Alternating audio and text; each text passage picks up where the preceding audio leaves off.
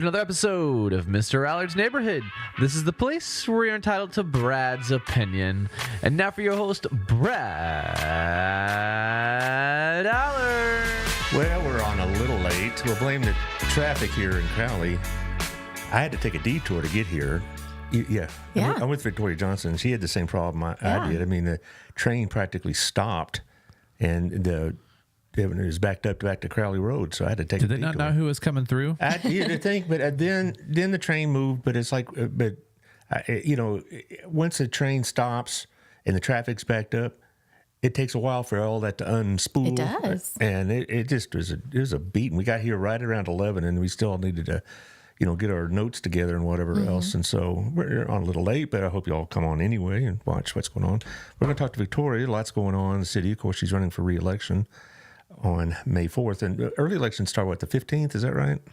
Early elections starts usually the 22nd. 22nd, okay. Yep. Okay. So it's just 1 week and change as opposed to 2.5 weeks. Yes. Okay, well, and it's all going to be at the sub-courthouse. All at the sub-courthouse, which is so nice. Yeah. Because they have the facility, they have the parking, people know where to go. I feel like that will help voters to have some continuity. And that's for May 4th as well. Yes, sir. Right, good. That's good. Because I know that on November 4th, I believe it is, they'll go to the precinct areas, but everybody votes early, it seems like these days. No, on May 4th, there's no precinct. You mean like for primaries? Right.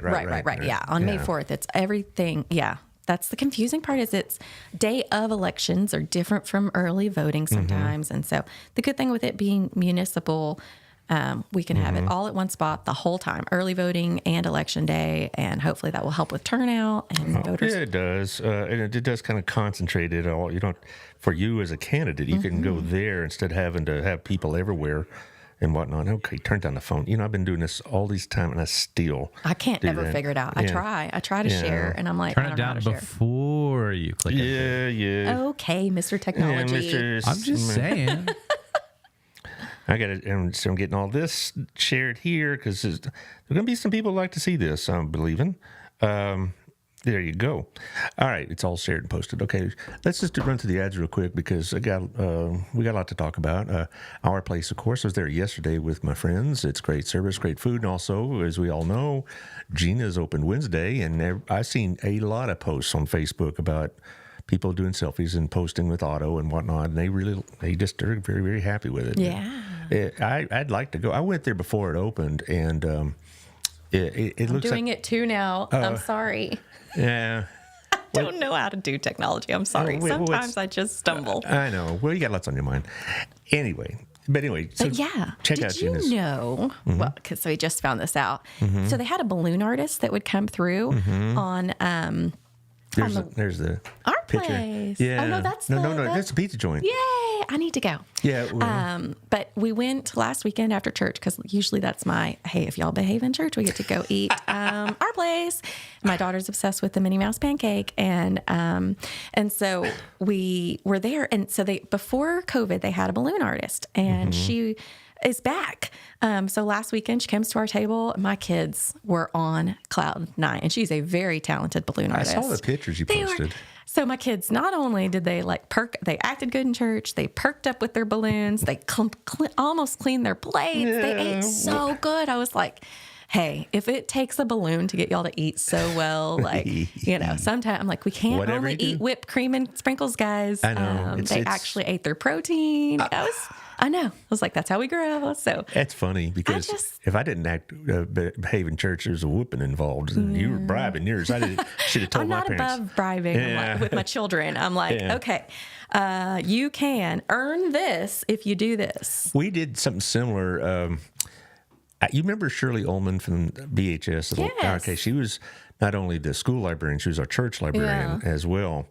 And when my kids were little bitty, we'd go by and say, if you behave, we'll go by Miss Shirley and she'll give you a piece of candy. Oh. And she almost every Sunday would go by and she'd give each one of them a little Butterfinger, mini Butterfinger. So that was their bribe. Well, same thing with the doctor's office, right? They know they get suckers. Yeah. But I'm like, if that's what gets you to, Well, we digress. I don't know. Sorry. So our place is fantastic. I can't wait to eat Gina's. Yes. And yay for it reopening. Yay. And Wild Cigar, I was there a couple of days ago. Yeah. They got a big event tonight. If you're Cool. available to bourbon tasting, I understand bourbon is an alcoholic beverage. I do not know these things, but anyway, no, it's going to be really good stuff. And they got lots So going on. it's a vendor event, like they come in and yeah, cool. They do a lot of vendor events with cigars. Yeah. And so but occasionally they'll do it with some high-end liquor dealer. And we might ought to talk about that towards the end of the show, about the petition and what the status is and whatnot. I know I kind of threw that at you.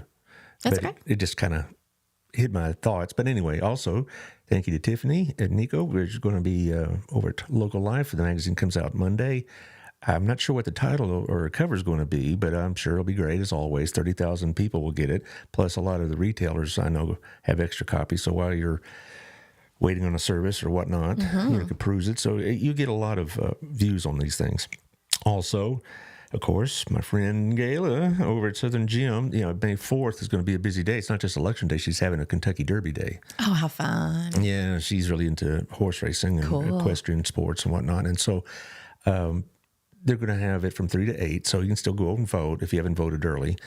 And also, May 4th is also the same day as City on the Hill with Lisa Short. So you can, make it a really busy day. It's going to be a busy day. It is. In Burleson, we don't do things small. No, we got a lot going on. This is nonprofit season, definitely. Yeah. But anyway, she's got the inventory, she's got the cleaning, she got the repairs, the design, the whole thing. So go out there. Mother's Day is coming. Easter is Sunday. I don't know if do you get presents at Easter? I give my kiddos baskets. Baskets. My mother did too. They get to go egg hunting before church because I cheat and use the BHS cheerleaders. It's their fundraiser. So I donate to them and they lay out a certain number of eggs. I highly recommend. Benefits the cheerleaders and it helps me not have to stuff eggs. There you go. But it's a good idea. So then again, if you're good in church, then you get your basket of goodies. Hey.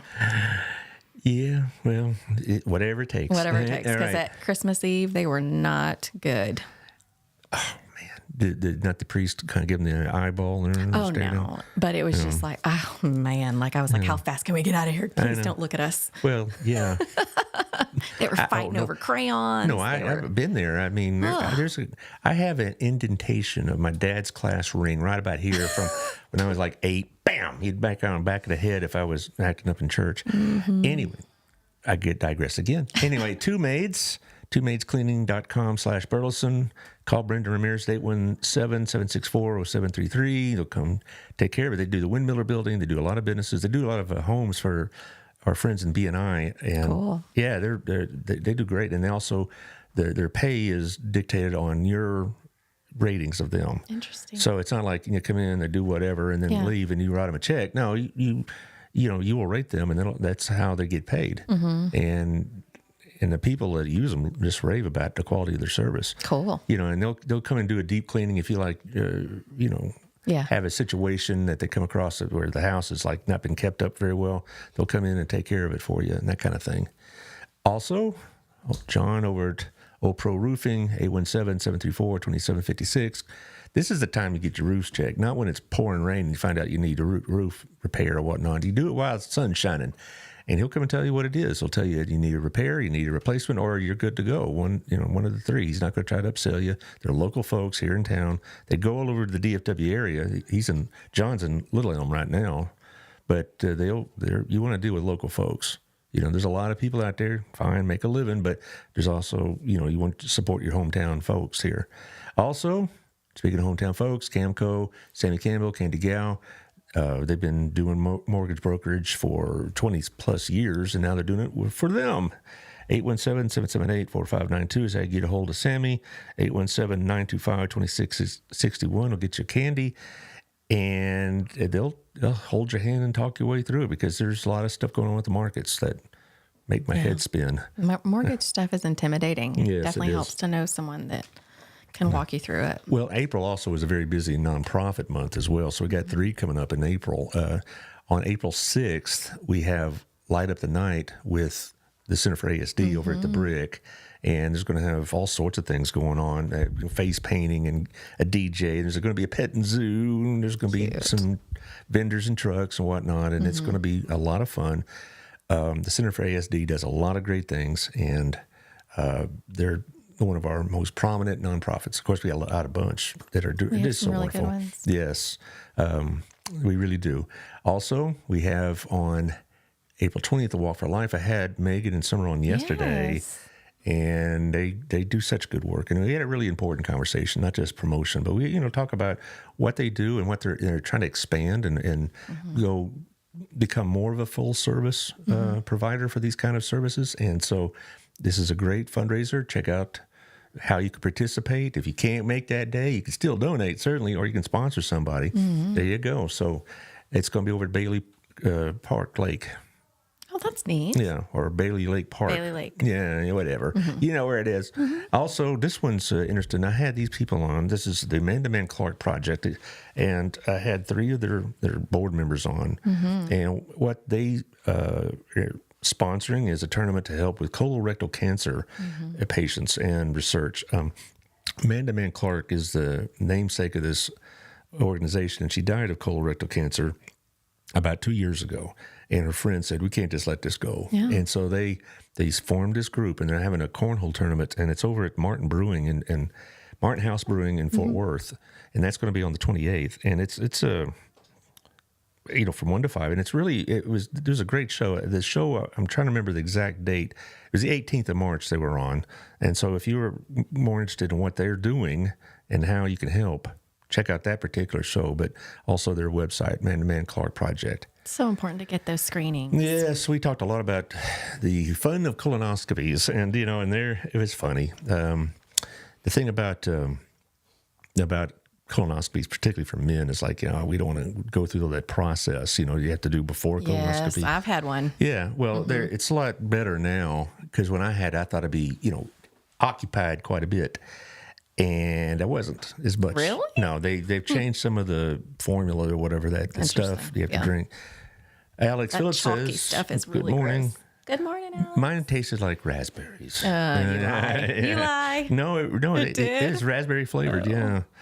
Well, we got a lot to talk about. Yes, we do. And I'm going to let you kind of guide the conversation because some of the things that are pretty important it has come up is dealing with the police department, and that's the elephant in the room, so to speak. And I want to guide the conversation so you could say what you'd really want to say and not try to direct an answer. So I'm going to let you kind of go through it. But first of all, this is what I heard, that you had a very amped up meeting with the Burleson Police Officer Association. What did you take away from that? It was a heavy conversation. It was spirited, is what I've heard. Spirited is a good way to put it. Yeah. But it needed to happen. I think we have amazing officers, and I in this community, I truly believe our community backs the blue. They're very good at what they do. We are so lucky to have the officers that we do. I believe that they're dedicated and they care about this community. And the officers that I spoke with had some really very real concerns about what I've done in regard to the PD expansion. And I can totally understand why they're frustrated.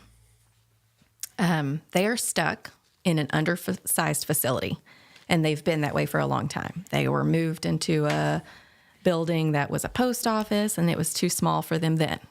And then they were moved into, there was an opportunity to move them into the existing building that they're in. It was an medical office building, doctor offices, and it was retrofitted for them. And at the time that they moved in there, we already knew was not enough space. So they keep getting what they feel is, it's like we have this information, but we're not fully acknowledging it. We're just going to keep sticking Band-Aids on it and pushing them into space that doesn't meet their needs. There's a lot riding on this expansion. They're growing. They've got areas that they know that they need to expand in and are going to expand in as our community grows. And so space is important. It's not necessarily an emergency, but it is very urgent because they're busting at the seams. And so, and areas of that department that they're working, they're not necessarily the patrol or the traffic. There are other areas of that department that do work primarily out of that building if they're not out investigating or whatever they might be doing. And so I feel like some of the things that they were sharing concerns about were like, do I truly understand, that they're not all working from a vehicle? And I do. And if I insinuated differently, well, then I apologize and I can own that. But I am always available to learn more. And I take advantage of every opportunity that's presented to us. Come look at how SWAT trains. I was there. We have an opportunity to go visit a live crime center in Fort Worth, and we're working out the details of that. I'll never turn down an opportunity to learn more and understand better the jobs that they're doing. And that's for any department. It's not just police. I want to understand, how we, so that we can make better decisions at the council level. I'm not the boots on the ground in any of these particular departments. It's not my expertise. And in some ways, I think that's how they took my questioning, is that I was questioning their expertise. But that's not my intention. And when I asked for an additional review of the expansion, I think people felt it was my way of saying they don't need what they're asking for, or they're asking for too much. And that's not it. I had no agenda in asking additional questions. I'm just not afraid to ask questions when I feel like we need more information. And I did need more information. I'm not always only asking questions from the dais. I'm asking questions of city management, because ultimately the police chief doesn't answer to me. He answers to the city manager. And so I was asking our then city manager, are we truly turning over every leaf? Because I had been elected for 4 months before it was like, we're pursuing a bond package. This is what's in it.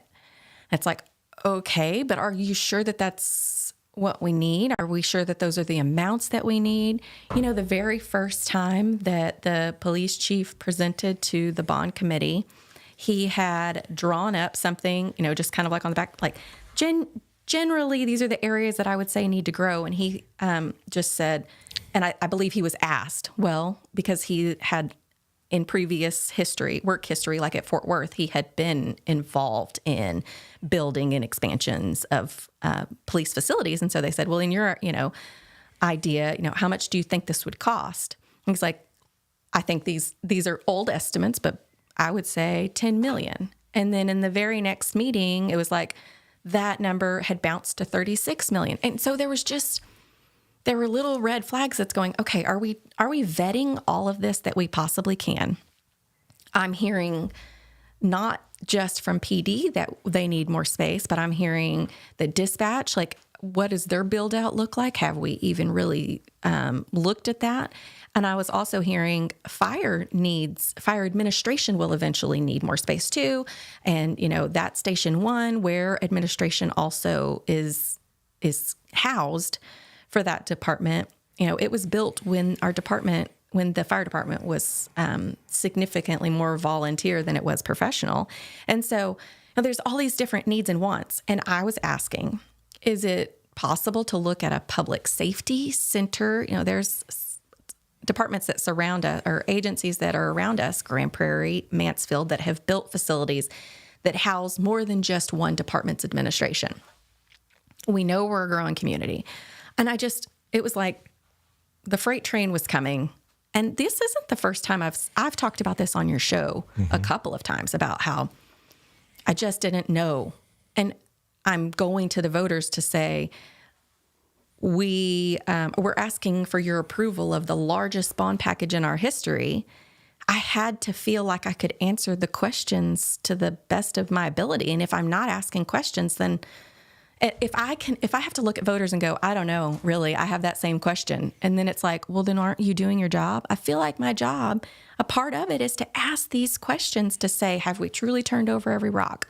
Did we dot every I and cross every T? And it's not questioning anyone's, a department or I'm not questioning expertise, but just like big picture, are we considering everything that we possibly could when we're looking at this? It sounds like, just from when I'm sitting over here and all this stuff I hear floating around the cosmos, is that you weren't just questioning their estimates, but they feel like you were questioning their integrity.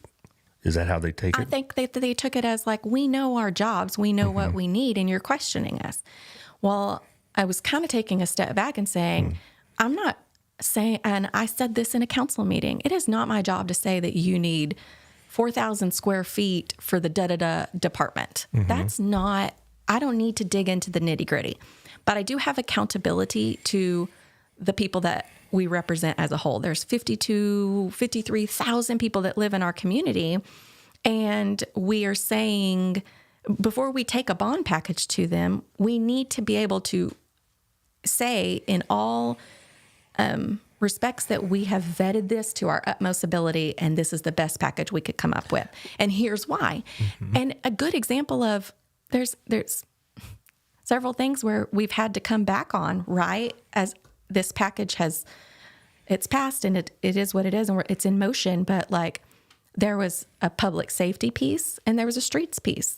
And here we are already saying, well, we don't really need that street like that one could be on the back burner or may not ever be done. Well, then why did we go to voters in the beginning and say we did need that street?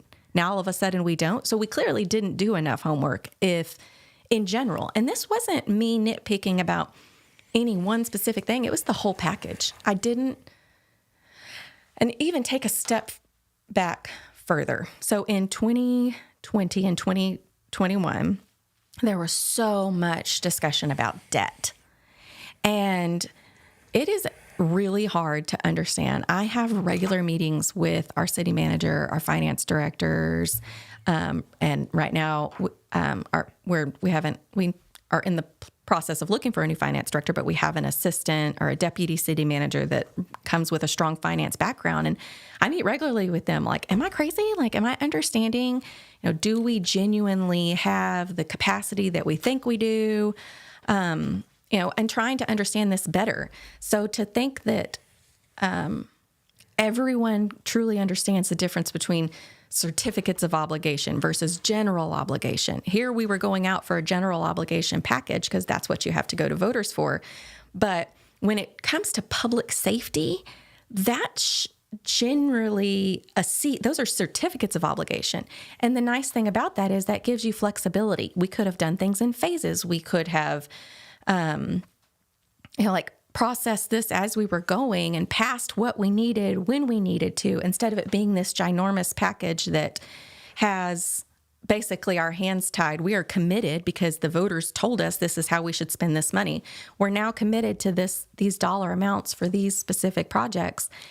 And what if it turns out as time moves forward, we don't need what we said we needed? And clearly, a couple of those street projects are very good examples of that. Well, it seems to me the genesis of a lot of this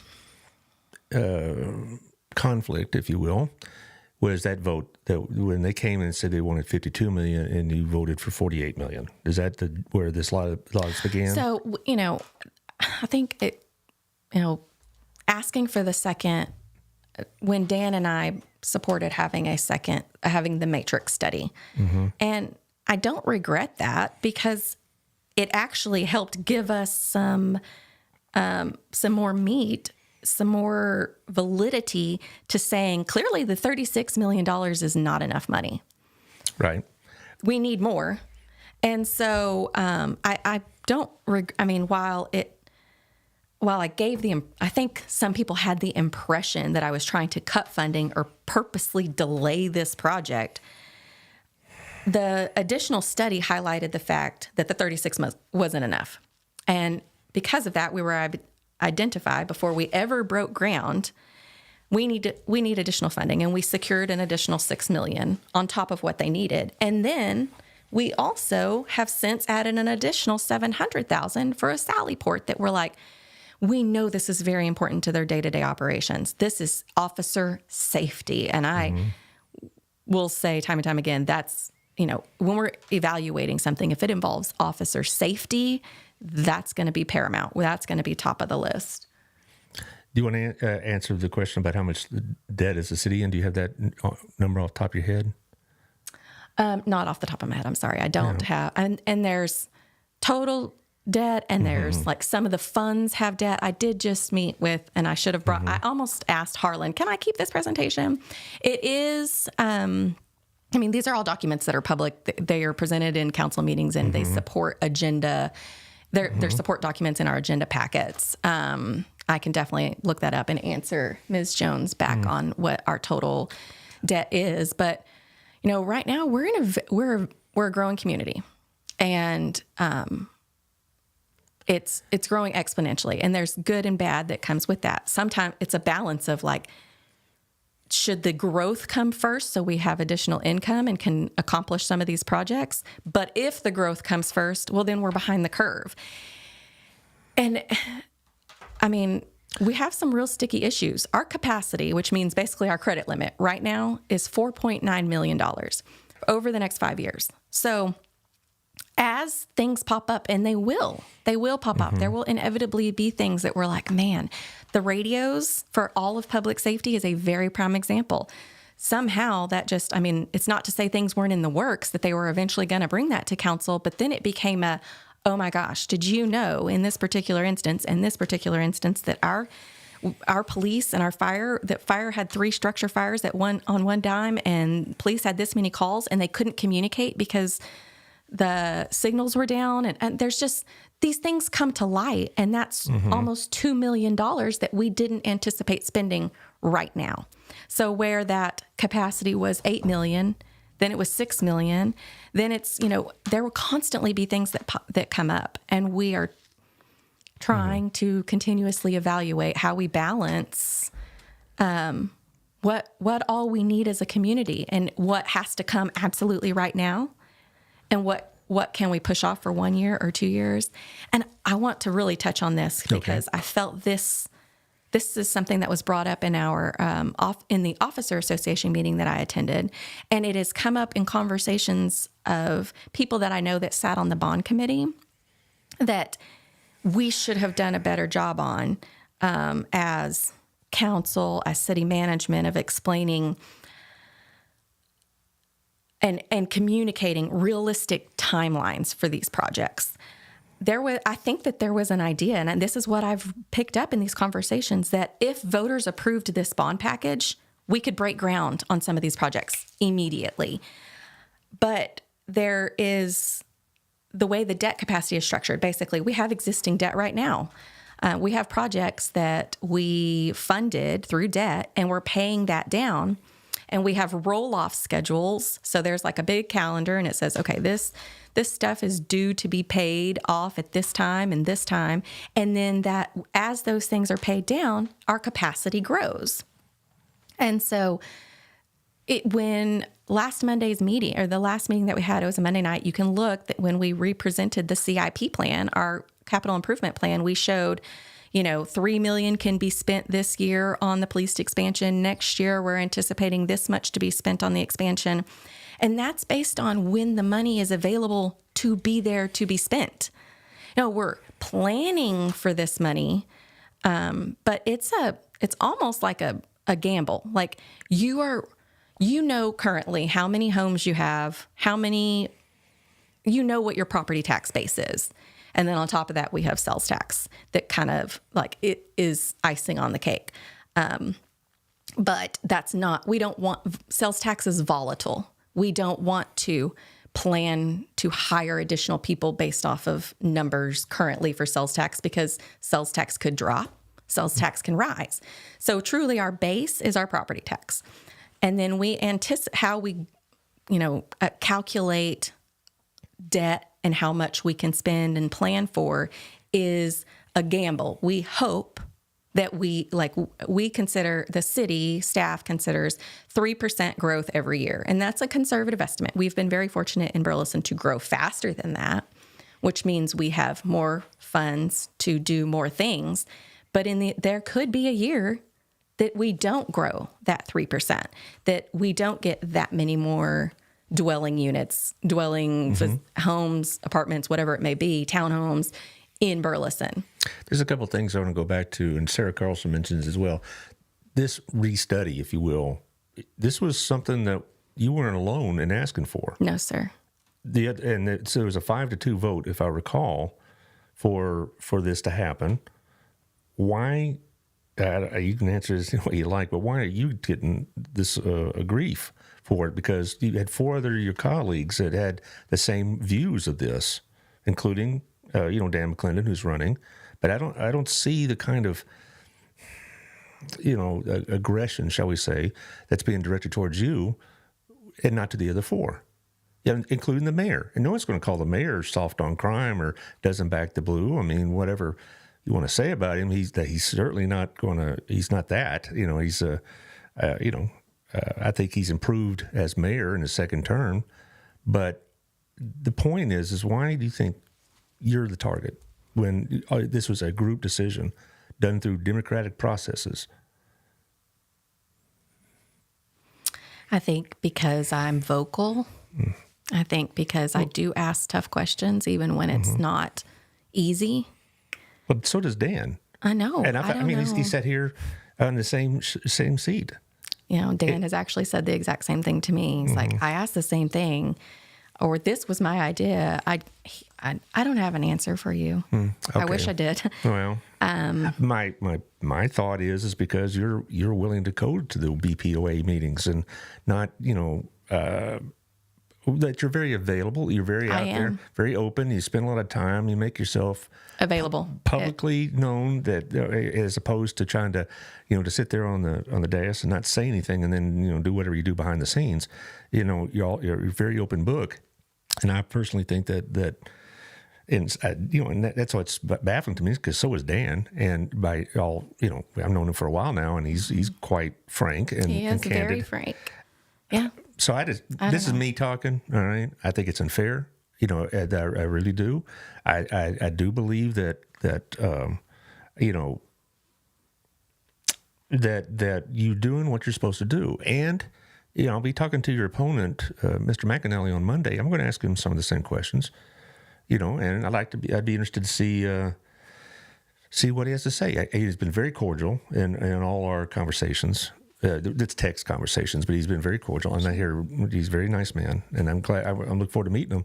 But I'm going to ask him these kind of questions too. What would he have done differently? And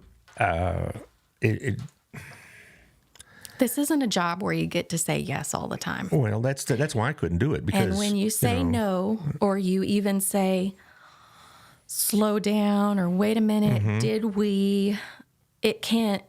There can be fallout from that. The decisions that we make in council meetings, they have very real effects, but that's the nature of the job. And I don't shy away from, I have to understand things better because I'm accountable to the people. And it is my job. If I have questions, how can I look a citizen in the face and say that I did my job if I didn't ask, and sometimes, like I said, maybe, especially early on in my term when it was a very contentious council, and sometimes it was hard to ask. I was dancing around 3 people that refused to work with me, just didn't really have an interest in working with me. And 2 of those for sure, it was likewise. There was mistrust. And because of that, we weren't doing the best work we could for the people. Am I embarrassed and disappointed in myself for that? Absolutely. Because we should all just be able to, do a job. Well, you'd like to think so, but it's sometimes just impossible to overcome. It was. When sometimes they just are unwilling to move an inch. And, but that's,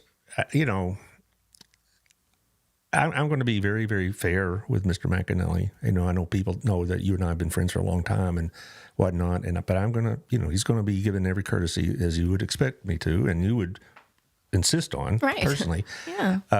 But I just think it's unfortunate that this has become kind of the theme or whatever, the ongoing concept that because you ask these questions, it inherently means you don't trust them or don't respect them. And that's not how this works. No. I told them at that meeting, and I opened it up, my remarks today, of how highly I genuinely think of those individuals who are brave enough to wear the blue. I'm the most ardent supporter of people who are willing to serve our public, serve in our military, serve in blue, serve in red, be our dispatchers. These are not easy jobs, and I can't imagine. Shannon Suter's giving you some support here. Keep up the good work. Here's what I would ask the other four personally. Why are you not fading some of this heat off of her? Because y'all had the same views and y'all had the same thoughts about it, yet you're letting Victoria take all the brunt of it. And I just don't think that's right. And my problem with the mayor is he should step forward and say, I voted along with her and this is why. And I appreciate the fact that she brings up these questions. That's what I would say to Mayor Fletcher. As a leader of the community, he needs to head this kind of situation off and curtail it, because it's starting to become more of an issue that it should be. Now, of course, you're going to have people on Facebook that are going to exaggerate it and throw gas on the fire, and that's because they got things, they like to see burn. But I'm just saying that I think the other four personally should say to BPOA and whoever else, this was a decision we all made.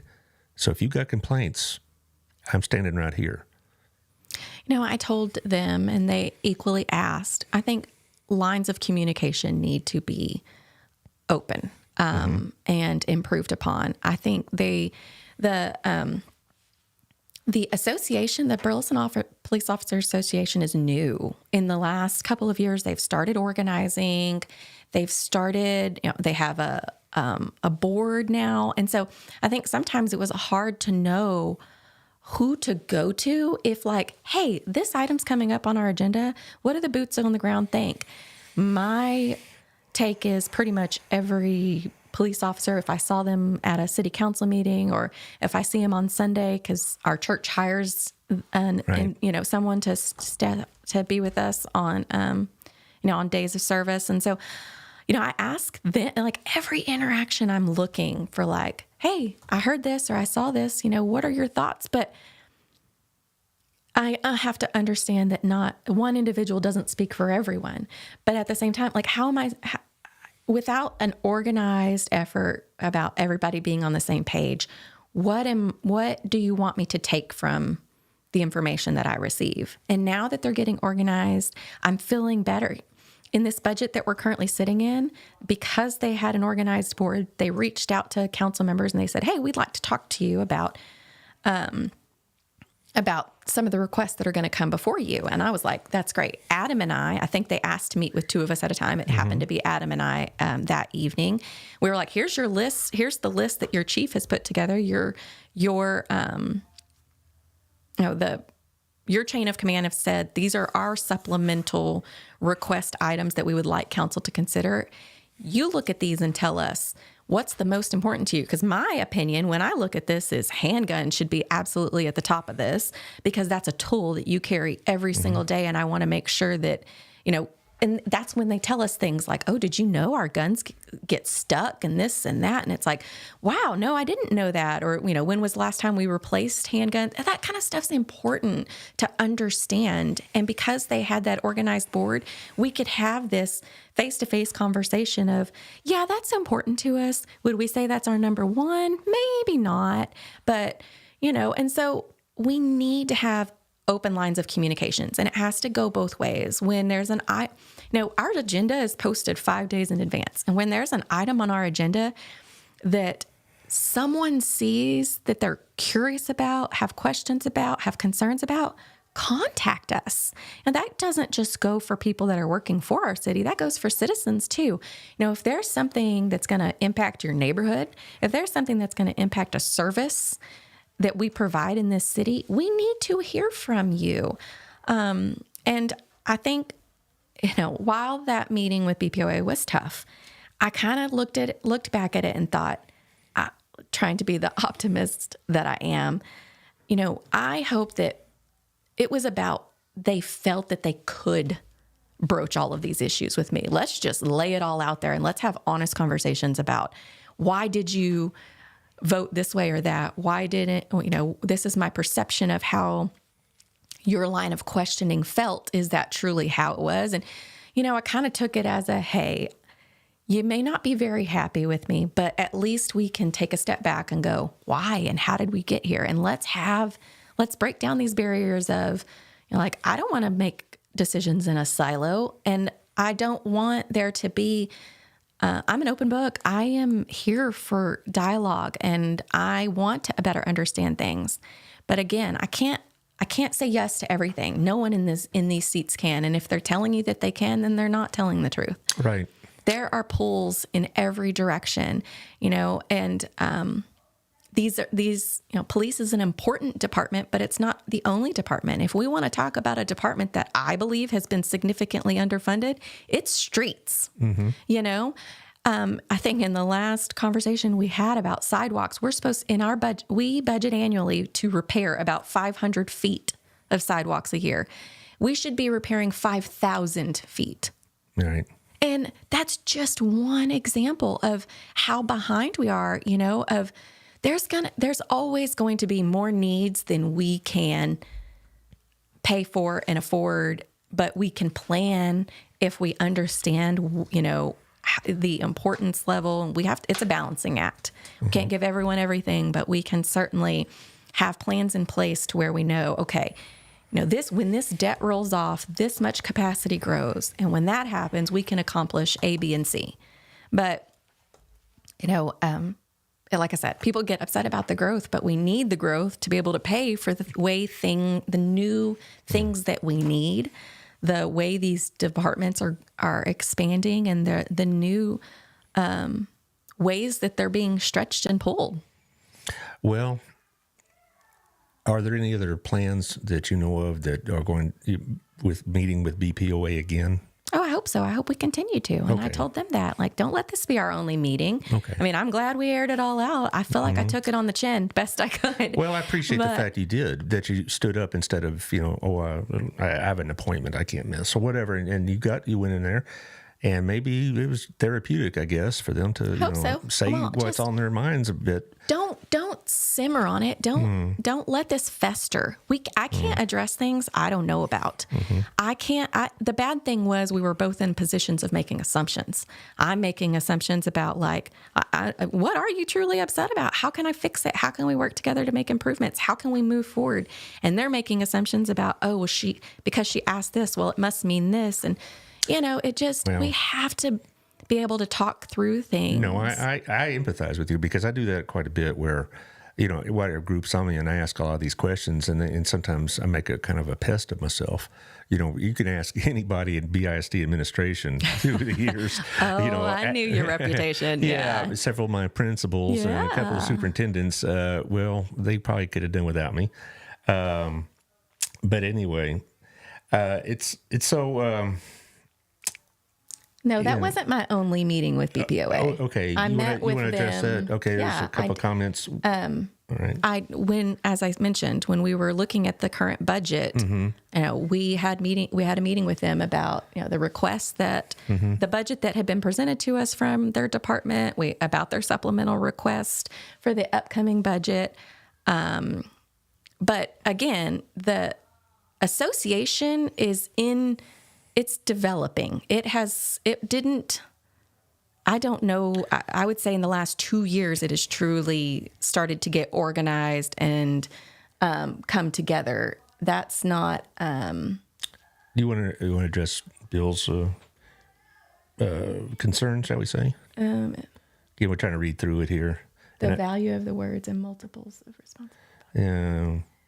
Basically, for me, it had nothing to do with the vote, the Right. PD expansion, Yeah. the value in the words, the multiples of responses about the PD expansion. That October meeting spoke loudly to listeners. You want to respond to that? What can you say, right? I mean, again, I have no there. If I'm asking questions, it's not. It's because I want to better understand something, and I think.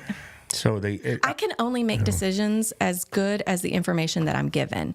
And some of the, before I came to see you, I had coffee with the police chief to own this as well of like, there's been some changes in leadership in several departments. And then when that happens, it's like things come to light of, I'm being told, I asked a question about, I don't know if it was the October meeting or what meeting it was, but I asked a question about 2 departments being able to share training space. And sometimes when I was bringing up questions, it's like, well, like this particular director's view is, well, yeah, I tried to bring that up, but this person wasn't really open to that discussion. And then this director's view is, oh, well, they don't let me. There's so many other, like there's back and forth conversations, and I'm trying to weed through, well, what is the truth? Who is what? And like, we can't afford, we can't afford to give everybody everything. Is there opportunity where some of this can cross pollinate, where we can get multiple uses, multi-purpose facilities, we've even been talking this as the library discussions have progressed. And so I don't know specifically what may or may not have been said about in the October meeting, but I have never downgraded the role that they play and the importance that they are in this community. I have been a backer of BPD even before I had this job. I have a work history with them of things that we worked on together, the previous police chief and there's several people that I worked with alongside for years that have since retired or moved on. But I have relationships with people in this department. I think very highly of them in the work that they do. Well, Ms. Jones, I would say we're not in any way attacking our first responders, and I think in every comment that Victoria and I have said, we have talked about the support we have for the police. I think that there was I'm owning that there was misunderstandings. I'm not at all bashing our officers. I think they're heroes. I mean. Well, and also, you put on a uniform for this community. You never know what you're walking into. And it's not even that it can't do it alone. You got to have dispatchers that are there collecting the right information and relaying it. And like, there's so many, it's such a balancing act. There's no one works in a silo. And I hate that. The thing I was just disappointed. I just have hated that there were that they felt like anyone, if there's a citizen, if there's someone that works for our city, that they feel like the council isn't working for them as a whole, that we are doing something to impair their ability to work or hurting them in any way. You should feel that your council's fighting for you and hearing you and appropriately, when I talk about smart spending, I've heard from all of these departments, and to the best of our ability, we're going to rank based on the amount of money we have available this year. We're going to rank what we can do, and hopefully we can cover in a future budget year something else, some of these other requests. Well, I got to interject here. I got to take issue with Ms. Jones's characterization of our conversation. No one, and there's not a sentence of either one who said that's even implied that the police are unworthy or not deserving of the support this community gives, or financially and otherwise. And they're not being attacked. They're not being I don't think being misrepresented. To be quite honest, I never heard of the Burleson Police Officer Association until a couple of months ago. And if they want to come on the show, you just had them on earlier this week, right? Well, had the cops program, right? And I've had Burleson Police on with Colin Gregory several times, right? And he's on again in April, and he knows this show and me personally support the both fire and police and EMT and you name it. The first one's on the scenes of crisis. And so if they want to come on the show, we'll make time for them. We'll even have a special show, but I don't even know who to contact, to tell you the truth, because I don't know who the leader of that group is, but they know where I am. And so there you go. But I just think that this is what has happened, is that because This is exactly what happens. This is exactly what happens, that because you say things that aren't comfortable, maybe ask questions that need hard answers, it's being misinterpreted as not being supportive. When we're going to do everything we can. We're going to spend $48 million at least, if not more, to show our support. And, and so this is why it's kind of gotten under my skin a little bit, is because I think the fact that you answer or ask these kind of questions is being misinterpreted or misconstrued. Now, anyway, that's just me. And we have to also take a step back of like, you asked me, what did I get from that meeting? And this is my feeling. These are my takeaways. Well, will it change anything in the future for you in the sense of how you deal with this Absolutely. issue? I think those conversations have to continue. When there's an item that we're visiting about, like I praise them so much. We're going to move away from a district, like the PD. They kind of like drew, they have a map of our city limits and they have districts, and we're moving toward a beat model. And the thoroughness, the time that they put into, they surveyed every person in that entire department laid eyes on this new, this process and this potentially, and now it will become their new model of how they patrol. And it was so neat to be brought along that journey, the thoroughness, the questions that they had the foresight to think through. It was phenomenal. And, citizens feel safe when we see those officers and you build relationships with them.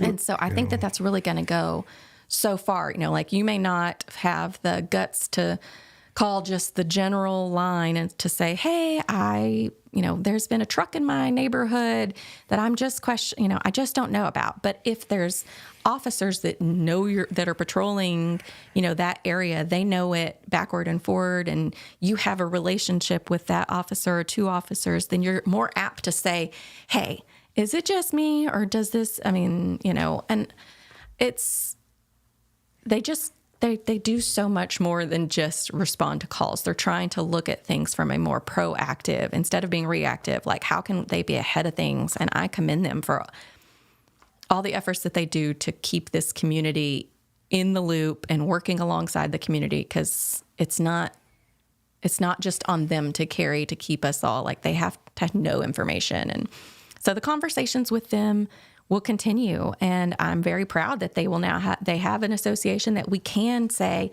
okay, does your exec board want to meet on this particular item before it comes before council?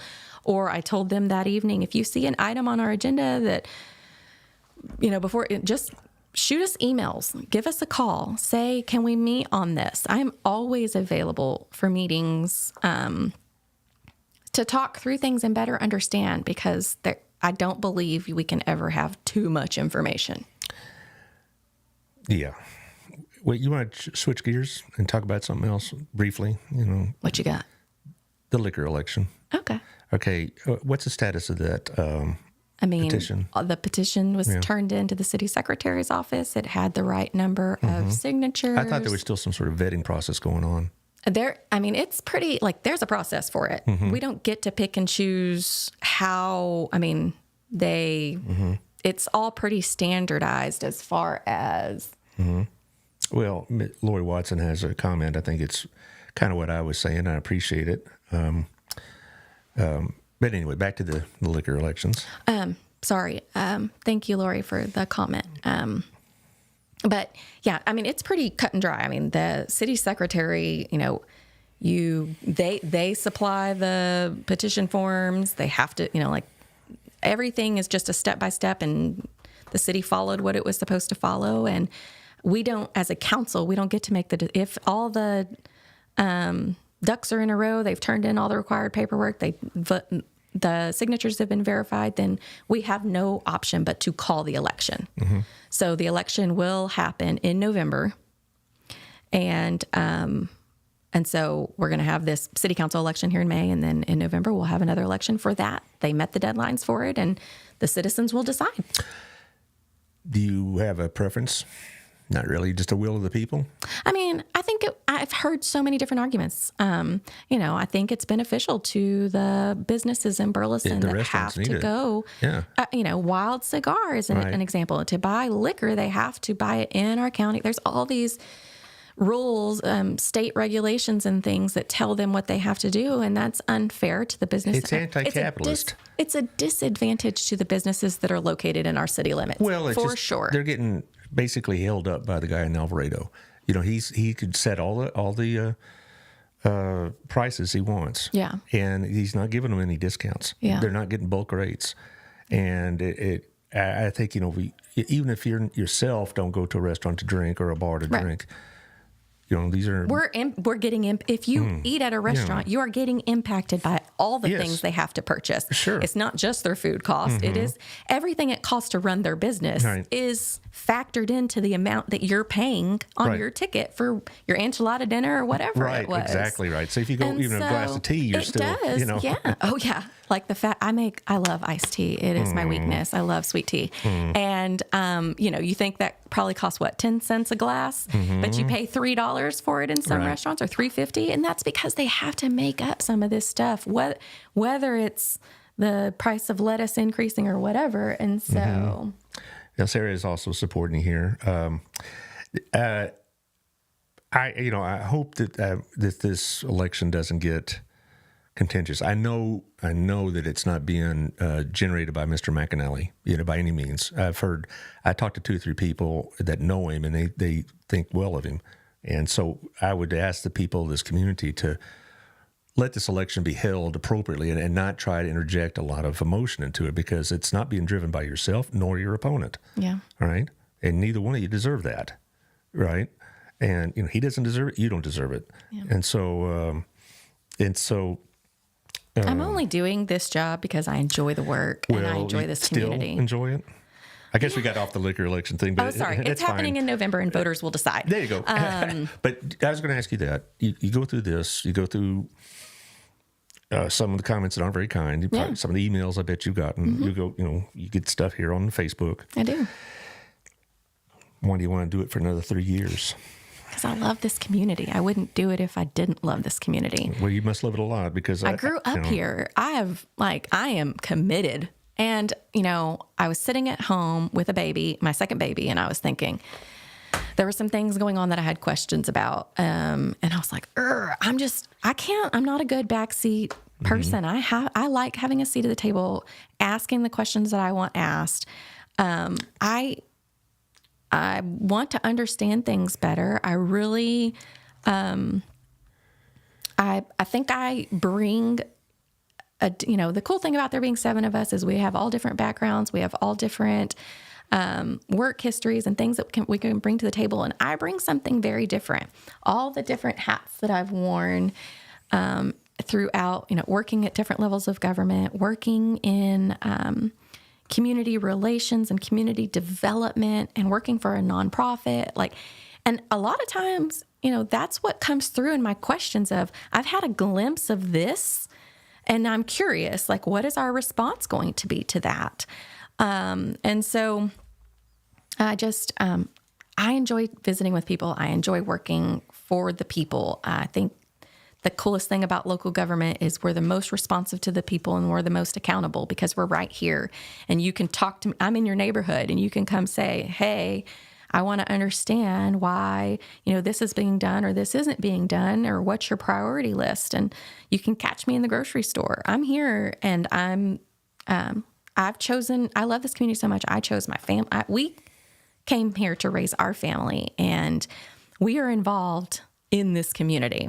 My kids are picking up trash for the trash bash, and my husband and I run the 5Ks in this town. And, it's we're invested. This is our home, and I take pride in it, and I take ownership. And I believe I was commanded to share my talents, and I get this stuff. I geek out about it. So I'm just doing I'm sharing my talents. I get this stuff. Not everyone does. Not everybody has an interest in it. Not everyone has the time to do it. And I'm fortunate enough in this time in my life to have the time to do it. And I'm dedicated. And also the fact you're not just busy with this, but you're also on the Council of Government Board. Yeah, which I love. And Yeah. not everyone even I had my heart set on that. As soon as I got elected, I wanted to be on that board.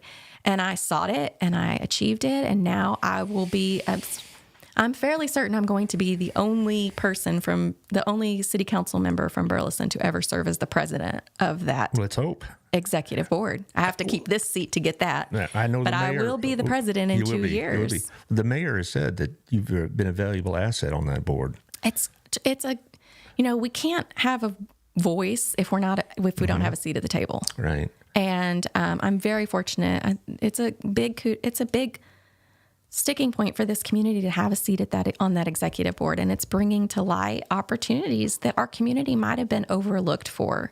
It's a big win for us, and as long as I can keep this seat, then I can keep that seat. And I'm very proud to serve on that regional board, and I believe it's a big win for our community. And I sit on the county master thoroughfare planning because I want to better, and I don't have all the answers for transportation, but I want to have a seat at the table so that I'm voicing what I'm hearing and what I acknowledge through development, through the people that live here, for the people that may come here in the future. I chair every committee that I sit on as a council person, all of our council committees. And I think that that's because I have good working relationships with my colleagues and we can work well together. I just think we have an awesome council right now. I'm very appreciative of the work that we do. I think we are doing what we're doing our due diligence, and we're doing what we're supposed to. And it may not always be easy, and it may not always get all the kudos, but it's important work because it affects the way we live our daily lives. You have any events coming up? I do.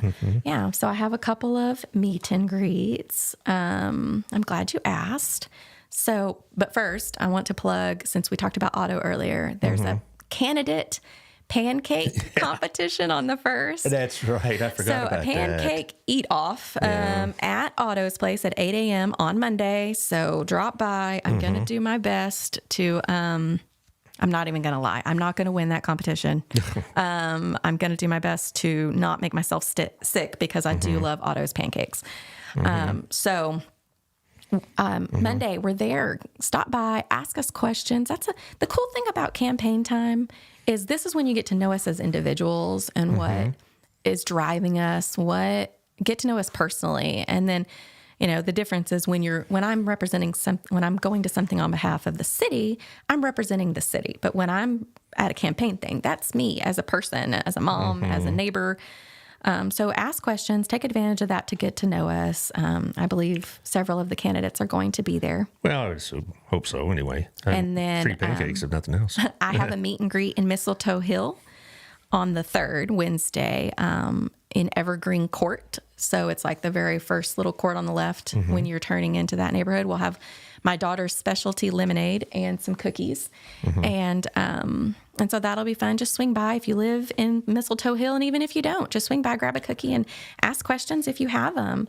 I'm here for dialogue and discussion. And then I have another meet and greet on the 10th, the very next Wednesday, in Shannon Creek. And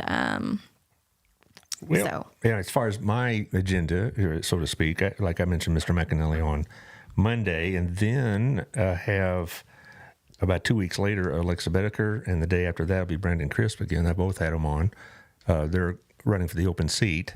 You're on again on the 23rd, and I will invite Mr. McAnally for a second appearance if I can, but I'll do that Monday when I see him. I've left a couple of dates open just to accommodate that. But it's been a interesting show today. Some opinions were expressed. Let's put it that way. I'm glad you had the opportunity to kind of tell your side of it. And if the BPOA has a version they want to put out, they know where I'm at. Like I said, I don't even know who to contact. I think Jay Davis was here with Colin, right? Right, but he's a good contact. Okay, I'll I've known Jay for he and I both started our professional careers the same year. He was brand new to BPD, and I was working for the congressman. And Right. Well, we had them on, and I have Colin on again. cool. On the 18th of April, because he's bringing people from Burleson PD to. I think that's fantastic. Yeah. Besides the cops program, we had Christy Gilbert on last week with the with The Citizens on Patrol Yeah. Association, Yeah, or that alumni, their alumni association. CCPA I know. Doubletree. Yeah, There's so many acronyms everywhere. And then I also had Joe Byram on with Colin about social media dangers and stuff like that. So yeah, that's important. So, yeah, it is. So well, I hope the best of luck to you. Thank you. I appreciate your service. I look forward to hearing from Mr. McAnally. Like I said, from everything I've heard from people that know him, he's a decent human being. So I'm looking forward to the good conversation with him. It's up to the will of the people, isn't it? Yep. And you're working hard for it. And I try. I hope things go well. I hope so too. Taylor, thanks. Yes, sir. How you doing over there? I'm all right. All right. Well, this is a fun show. Yeah. Share this with your friends, if you will, and we'll see you Monday at 11 with Mr. McAnally. Sounds good. Thank you, sir.